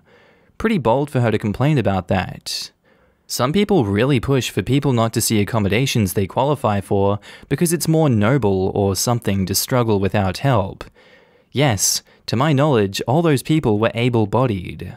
Here for Am I the A-hole says, "Ah, there it is. She isn't mad at you for using the privileges, she's mad at you because she isn't using them. Your friend has a major reality check headed her way if she thinks life is supposed to be fair. She has a lot of gall trying to hide her jealousy as concern for the students who are entitled to use special needs privileges. That is some serious audacity on her part, and I think you're doing yourself a huge favor by reconsidering whether you want this person in your life." Irene Ann 16 says, "I just wanted to thank you for the post. I'm a college student who struggles with depression, and most likely ADHD, but I have to see another person to have that confirmed. and I had no idea my college offered accommodations for it. But because of your post, I reached out to my advisor and am getting help. Thank you. Your post is making college a lot easier for me." And OP replies, "I'm truly happy for you. It is hard to reach out, but I'm so grateful to be able to get help. Not a lot of people know about the mental health help a university offers. For some reason, it isn't something they talk about much. If you need any help with the submission, please message me, and I would love to help anyone not do this all by themselves. It can be an overwhelming experience." And Ambien Nicole Smith says, "I followed your original post and was so disgusted by your friend popping off about your accommodations. Good for you for stepping back from that friendship, and please remember going forward that A, your health is no one's business, and B, you don't owe anyone an explanation about it, ever. Best of luck with your studies." And OP replies, "Thank you. Honestly, thanks. I don't have many people around me because of the pandemic, and me being from a different country, so it really means a lot." Our next post is by user Throwaway147021, titled, "Am I the a-hole for accusing my brother of being gay instead of studying all day?" So I'm 14 male, and my brother is 22 male. We've always had a great relationship. He's the one I've been closest to all my life so far. He started a PhD doing maths at a top university last summer, and I'm truly happy for him. Although that meant he would be away from home 6 to 7 months a year. But he grew more distant from me ever since. Even when he was back home for the holidays, on most days he would stay in his room the whole day and only come out for meals and to tuck me into bed at night. When he did play games or have prolonged chats with me, he was his old self, but those became more infrequent. When I asked him about it, he said he was too busy nowadays, but will still spend Sundays with me, which he did. Recently, he decided to postpone his studies until summer because of lockdown, and one would think that he would have more free time now, but apparently not. And he continued saying that he was working, saying something like no one ever succeeds by doing the least amount of work. It didn't make sense, so I suspected he wasn't studying all day. I asked him if he was dating, and said he was too busy to date. Anyways, one night after he thought I went to bed, I listened at his door, and I heard him talking on the phone, and it was obvious from the way he spoke that it wasn't just a friend. I've always suspected that he was gay since he never showed any interest in girls, and figured that he always denied dating because he was ashamed of being gay. I was angry that he lied to me. Well, yesterday, I was arguing with my mum about my grades, when my brother chimed in and said that if you spent your time studying instead of arguing, maybe you would get better grades. And I said, you probably spend your time dating boys instead of studying anyways. My mum was like, how dare you say that, and then sent me to my room. So I don't know how my brother reacted afterwards. I knew I shouldn't have talked back, but I didn't say anything too bad, and even when I did in the past, my brother never got angry at me. Also, this time it was kind of his fault for lying to me, but yesterday he ended up skipping dinner and didn't tuck me into bed at night, so I think he was really angry. Then today, everything went back to normal, and he even watched a movie with me. So perhaps he felt bad about lying to me too, and that's why he's not angry anymore. I'm not sure if I'm the a-hole. I think that yes, you are the a-hole in this situation. I don't think there's any way that you could spin this story to redeem it, to make you look better. Yes, you're 13 and you're a bit stupid, that's for sure. I don't get why you would say something like this though, so blatantly. God, I'm so angry that you lied about being gay. God, you've betrayed me by lying about your gayness. That just sounds so up yourself. That's just ridiculous. There's nothing wrong with him spending time dating boys. You're framing it like it's a bad thing, and you deserve to be called out by your mum for that. Realize that your actions were unacceptable in this situation, and move on from it. In my opinion, you're the a-hole. Now in the comments, Sparkling Deadly says, quote, I was angry that he lied to me. Repeat after me. This is not about you. You don't get to be angry that someone is in the closet. If he is gay, you just stripped him of all his autonomy over something deeply personal. He doesn't owe you jack crap about his sexuality, and using it to attack him is vile. You're the a-hole, major. As a lesbian, I never understood why people were even mad about that. Maybe I didn't know that I was gay, therefore couldn't tell you? Maybe I wanted to gauge what your reaction would be. Maybe I never lied in the first place, just never explicitly said I was gay. To paraphrase Ray Gillette from Archer, well, I never said I was straight, y'all just assumed I was. Cathelli15 says, I'm gonna say you're the a-hole. You invaded your brother's privacy by listening in on his private conversation. It wasn't your news to spread that he may be gay. I also feel like the age gap between you is just getting a bit more noticeable now in difference of responsibilities and actions. Yeah, I was thinking about the age gap too. 8 years is a big difference, and the maturity level couldn't be more apparent. At 14, Opie is more concerned about not getting tucked in at night and playing video games. Meanwhile, the brother is 22 and focusing on getting his PhD and getting his life started. Also, maybe it's just me because I'm an only child, but I could never see myself coming out to a 14-year-old sibling. So even if his brother is gay, literally that is none of OP's business. OP, you were young but incredibly immature, which is expected at 14. But you gotta understand your brother is an adult, and his life is becoming more and more separate from yours. If you want to keep your relationship with him, you can't keep doing crap like this. Also super weird that he gets tucked in at all, let alone by his brother. Good night is enough. It's not even his mum babying him. In this instance, it may be the whole family. Yeah, considering the age gap, the brother might have been parentified by the mum. Vixen 7-9 says, if you wonder why he possibly lied to you, that's why. You are not even sure he's dating a guy. You're just making assumptions because you eavesdropped. Also, what kind of logic is that? Sorry, I can't study, I'm too busy being gay. You're the a-hole. What do you mean? I use that excuse all the time.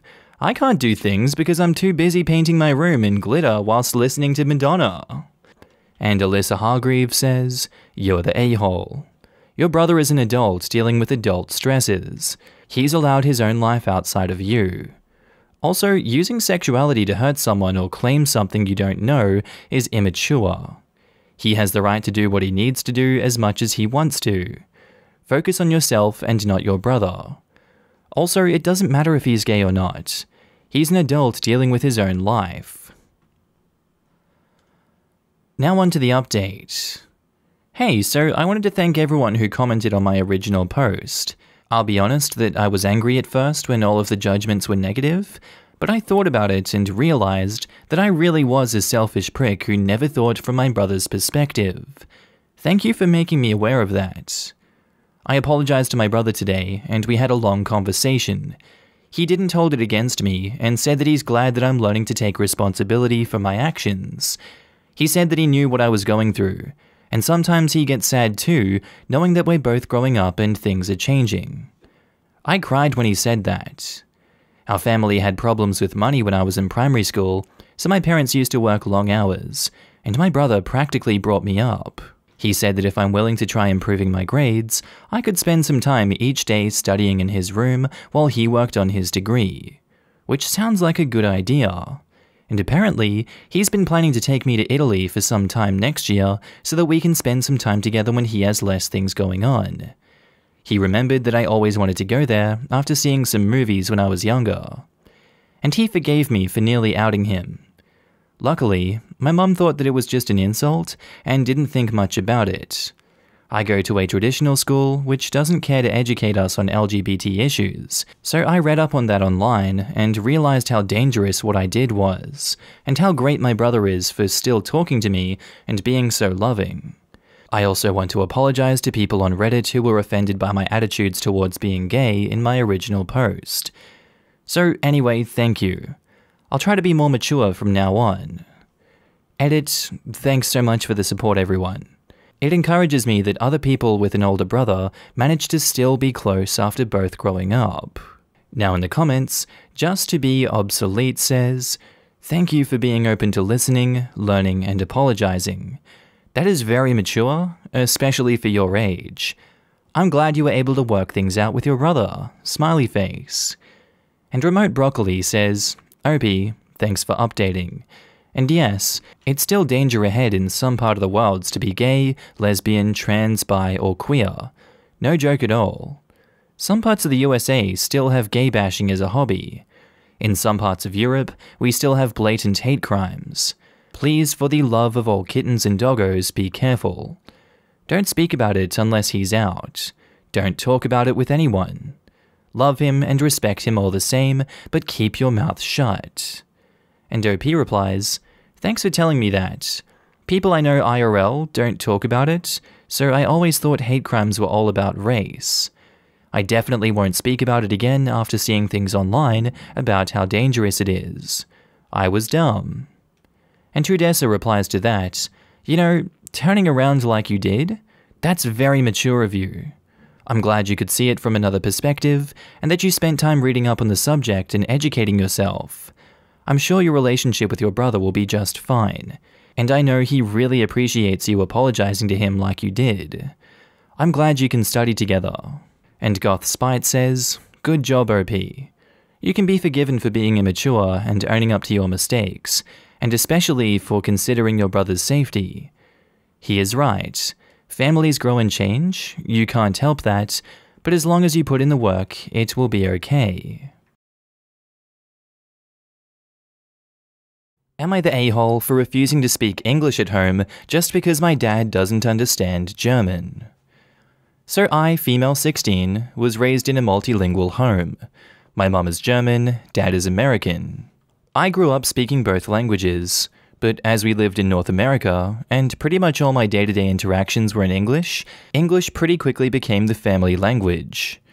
When alone with my mum, we speak in German, so I am decently fluent, just not in conversations about politics, science, etc. Those conversations were always in English. My dad has been with my mum for 30 years now, but has never really learnt German. He understands most simple conversations, but has never learned how to speak it. I've never been bothered by this, and nor has my mum.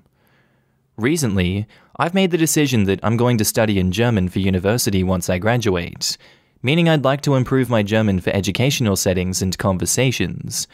So my mum and I now speak German all the time, even when discussing politics or other serious topics. I've done my best to include my dad in these conversations by explaining to him new words or translating and asking for his opinion. This has been going on for about 1 month, and during this time, he's made a few comments saying, "You aren't including me. It's because you don't want to talk to me," etc. Now I've tried to explain to him why I'm insistent on speaking German. He's had none of it, so I mostly ignored it. And yesterday, he flipped out, yelling that we were trying to exclude him, that we should just speak English since we don't live in Germany, and this is how it's always been. He even went as far as to say that because he pays for the house, we should speak an equal amount of English as German. I sort of laughed in his face and called him a jerk, and reminded him that he had 30 years to learn to speak German but chose not to, and if we want to speak it, we will. He continued to yell, but I stood my ground and said, "If you actually cared, you would either shut up or try to learn with me." Needless to say, he wasn't very happy, and we haven't talked since. My mum says I may have taken it too far, and we should make an effort to speak less German around him, but I don't think we should. I called my brother, who's already moved out, and he said I was an a-hole, that our dad just felt left out. So, am I the a-hole? Now in the comments, Kfnerp says, "Everyone sucks here. He shouldn't have blown up at you like that, but whatever your excuses are, you were still excluding him.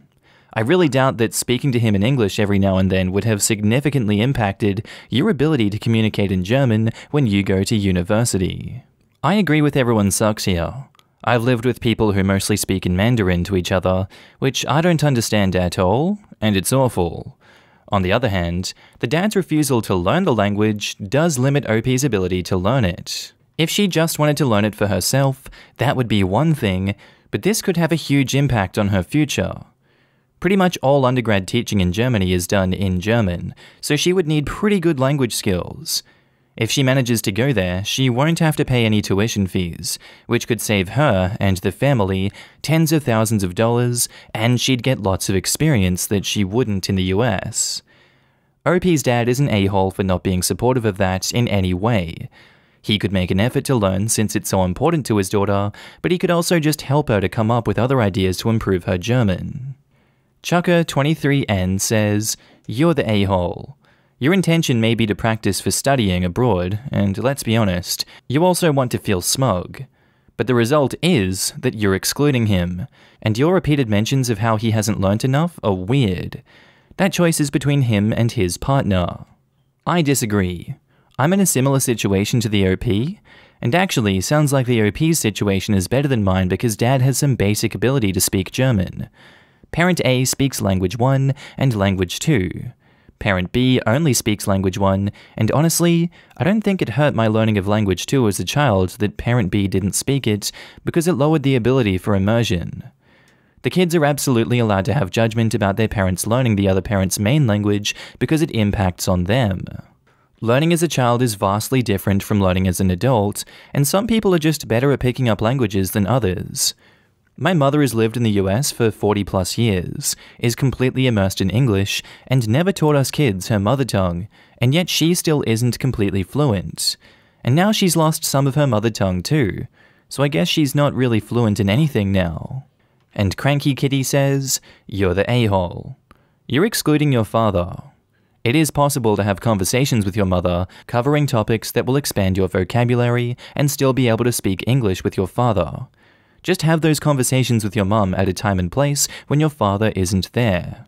Your post drips with disdain that your father hasn't been able to learn German. Perhaps he struggles with learning a new language. Perhaps he simply didn't see a need, as you live in the US and your mother is clearly fluent in English. Calling your father a jerk is rude and uncalled for. You are deliberately excluding him from everyday family conversations. He has every reason to feel excluded. You have a couple of years to improve your German skills. Are you seriously proposing to exclude your own father from conversations for that long, without exploring other avenues of improving your skills? Once you're in Germany, you can practice your German all you want. Admittedly, you may have problems with this, as at least half of the people that you meet will want to practice their English with you. I agree with you're the a-hole. It's very rude to constantly speak a foreign language around someone who doesn't understand when there is a common language.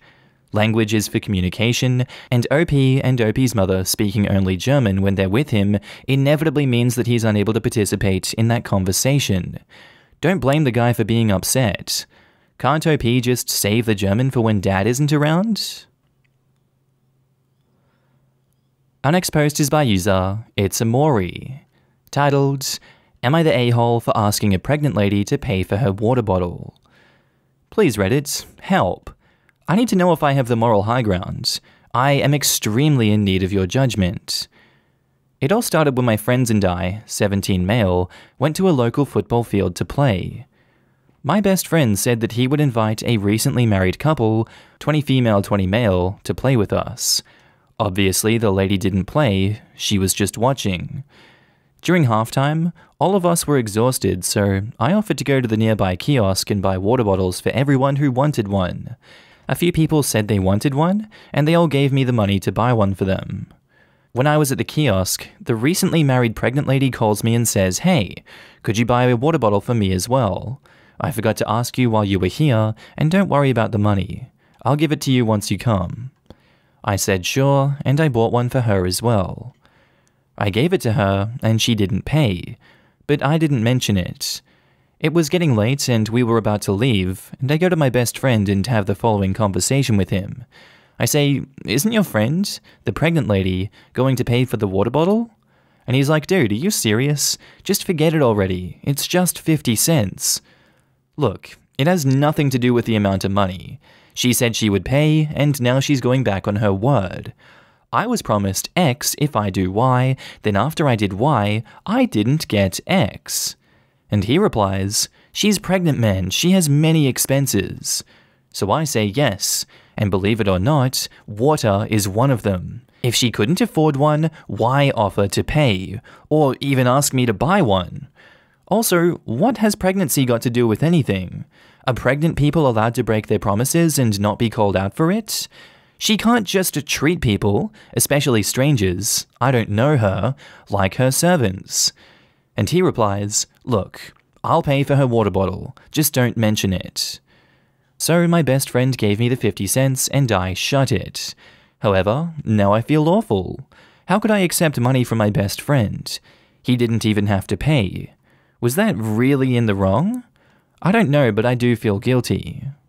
I can see how you translate this situation as a slap in the face from your best friend and how you could be overthinking it. But really, I think it's just common decency to pay for something that you said you'll pay for. If you back off on that promise and then you say, "Oh, you know what, I'm pregnant, I've got so many expenses, I can't afford 50 cents for a bottle of water, who do you take me for?" That is an excuse, and it's not an acceptable one. But yeah, these things happen, and I'm not going to attribute malice to what could be ignorance in this situation from her. She is pregnant, and sometimes their brains go a little bit cuckoo.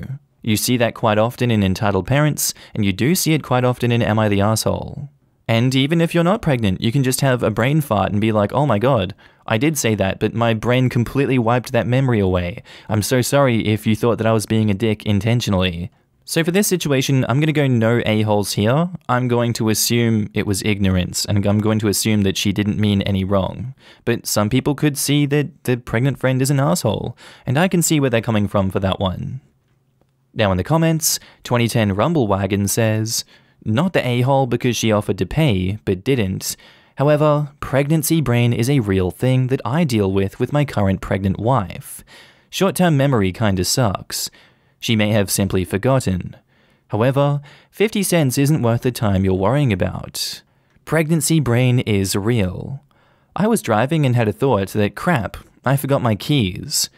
They were in my ignition. I was driving. Oh girl, I started crying that I locked myself out of my house when I couldn't find my keys, as I was sitting on my sofa in my living room. I left the keys in the lock on the front door.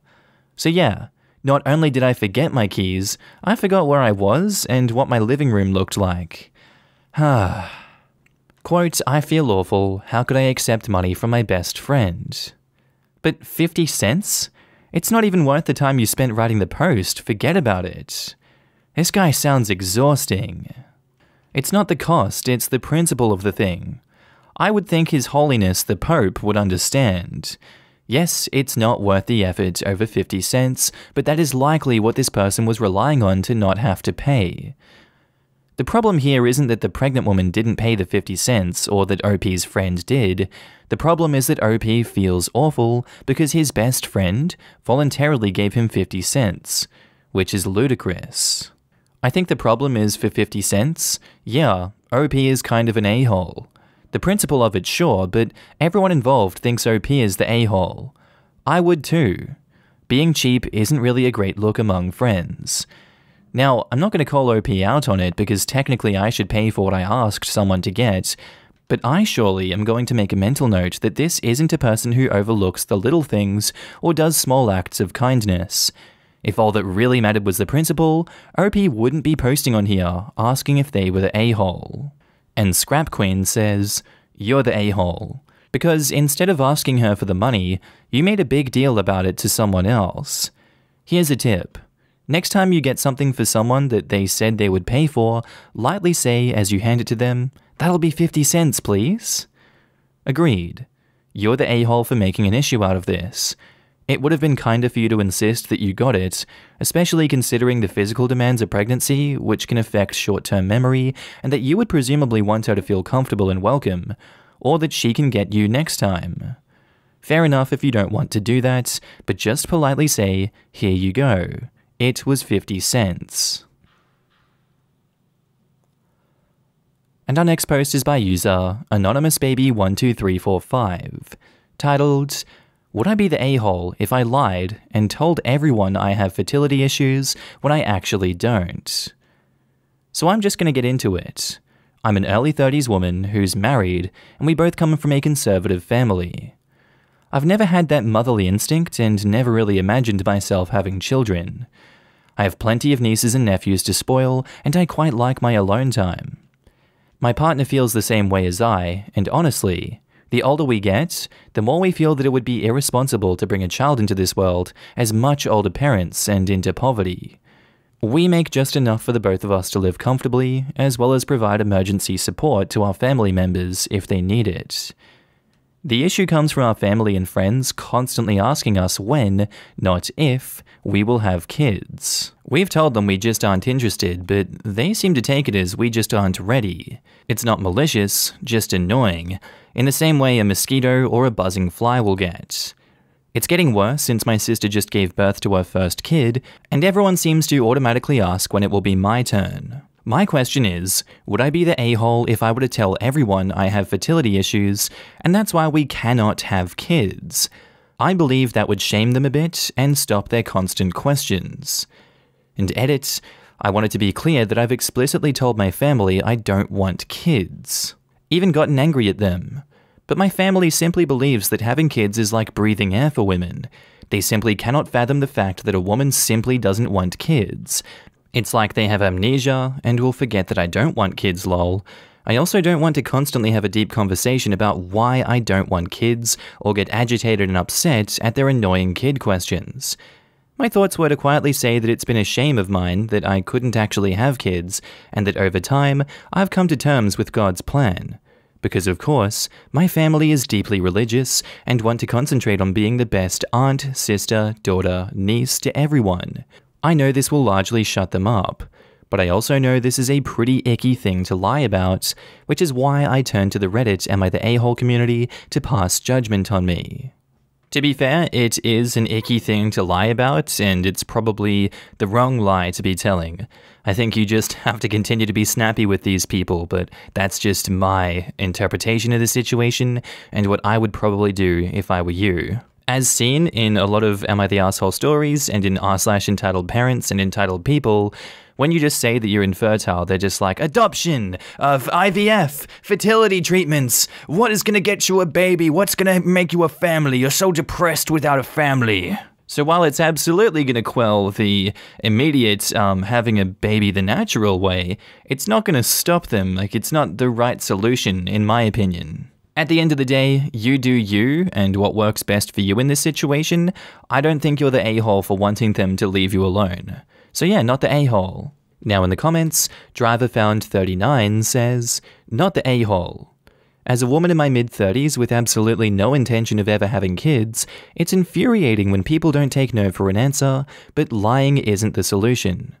I can't say you're an a-hole because you're frustrated and just want it to stop, but I would suggest just being blunt and honest rather than lying. If you get the when question, just answer with never. If they keep pushing the issue, be as gentle or as forceful as need be to get them to back off. Remember, whether it's family or not, it's not their decision or even their business. Not the a-hole. This is the right approach. Ask them to give you some space and to go low contact after sitting them down and having a straightforward conversation about how uncomfortable they're making you. Your family needs to learn boundaries, and lying to them will just lead to them finding new workarounds to make you uncomfortable in your life choices. I can't really vote on this, but you're opening the floodgates for them to recommend you fertility treatments. Just say that you don't want to have kids or tell them you got or are going to get your tubes tied so they'd take you seriously. One recommendation that I know a lot of child-free women use is that after sterilization, telling people you can't have kids even if you tried. A lot of people won't think of sterilization, they'll think of a different medical issue that can cause people to not be able to have kids. That's what I do, to be honest. It's been the best at shutting most people down. There's always a few who have something to say though. And Whittles888 says, not the a-hole, but I recommend against it. It'll just turn to them hounding you about adoption and fertility treatment, as others have said. Tell them the truth. It's annoying to repeat yourself, but if they figure out you're lying, it'll be worse. My family does this to me and asks, what if you get pregnant by accident? They don't like it when I say I'll have an abortion. They ask what my boyfriend wants, and I've never dated a man who wants kids. It's an instant nope from me. They've started to get the point, but my mother will not give up completely. I remind her every time, no matter her argument, I will never be having a child.